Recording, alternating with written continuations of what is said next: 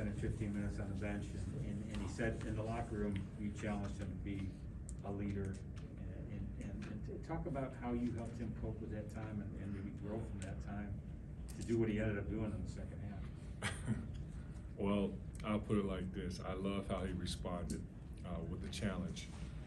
Because Hunter has he's a special young man that really has bought into coaching and growing to become an elite ball player. Last year, he really shown the country that he's one of the best bigs in college basketball. And at times, when you have early success, as a coach, you sit back and see, how your players will respond to their second year. Whether a guy decides, like, you know what, in the second year, I arrived, do I stop working? Or can I find areas to improve? And Hunter's chose the second option. And I think, by being on the bench, it showed a sign of growth. Because there are times when you're sitting over there for 15 minutes, you're probably thinking about so many different things in your mind. Why the second foul was called on me, pointing the finger, accusing the referee, looking at how the league is happening with the team, and what the disposition like on the first half with the group, things not going our way, but in the second half, when he was challenged and he stepped up and became that, that force, became that, best player, became that #1 option, became that, All-American that, is going to lead his team, and he led us. He put us on his back, and we followed him. You're ready, Spencer? Hey, Juwan. Devontae said that after when Nebraska's run in the first half, Jace kind of gave an impassioned speech to the team, kind of brought everyone together.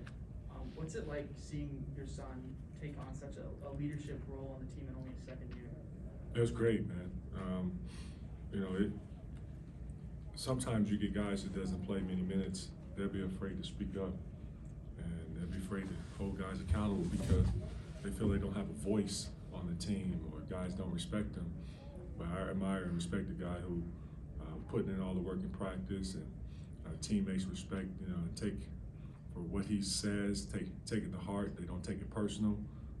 It shows that he's not afraid to speak up when the team needs, sometimes a different voice than a coach.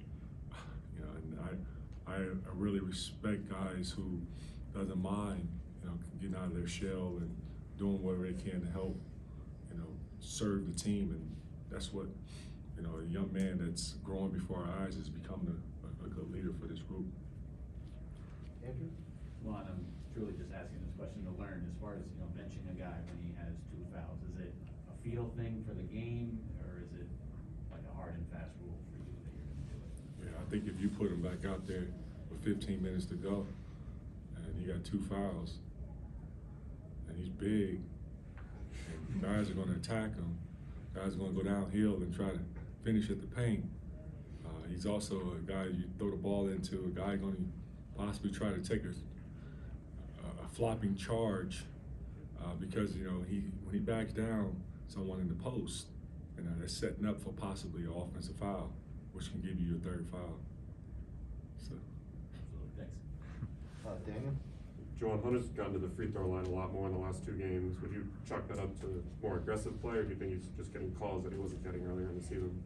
Really, honestly, I think he should have been at the free throw line more than 6 times, because of the way how he sometimes he get beat on the arm, guys hitting him on the elbow, guys hitting him underneath the hip area. But I'm not here to complain about the referees. It's tough sometimes to ref a game versus a guy who's 7'2", because at times referee have different angles on how they're trying to see. Some of them are looking at the ball, some of them are looking at the feet, some of them are looking at other guys off the ball. So I take my hat to referees. It's a job I do not want, that I'm not good at. Much respect to the refs. Alejandro? Juwan, against Michigan State, you were concerned with defensive communication, defensive effort. Were you more encouraged by the second half today? Yes, I was. Yeah. First half, we had some defensive breakdowns where there were some blow-bys. We didn't do a good job of containing the dribble. Guys were making direct drive to the paint, creating scoring opportunities for themselves or for throwing it off the glass, shooting it, and leading to an offensive rebound. And we got to do a better job containing that dribble. Second half, we did a much better job after we talked about it at halftime. James? Juwan, what does the game like this say about the team's result when you guys go down 10, up 7, down 6 with 5 to go, and close it out strong?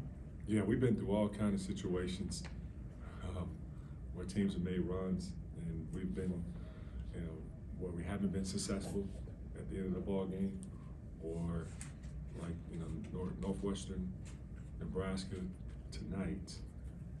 We've found ways to dig it out. That's a part of growth. So it says a lot about this group that they have no quit in them. And what do you feel like the team needs to do better with Hunter's on the floor? It seemed like even in the second half when he went out, they kind of made that push to happen. Defensively, we got to get stops. Daniel? Hunter again tonight said he wants to see the team play a full 40 minutes. What do you think has prevented the team from playing a full 40 minutes? Well, you started out with the person, Hunter. Hunter was out of the game in the first, but he only played 5 minutes in the first half.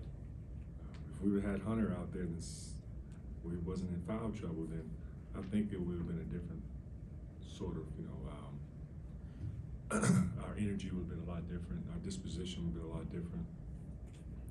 It's very challenging to have your best player sitting over there for 15 minutes, a long extended 15 minutes. But, I give credit to our guys. They was clawing, competing. Yeah, there were times when, the ball didn't go in the basket for us or we didn't get the stop that we needed. But, I respect and I really appreciate how our guys really worked despite having the best player sitting on the bench. Juwan, Eli was talking about playing with urgency but not panic. I guess kind of what's the key to getting college players to, that seems like a fine line maybe. Well,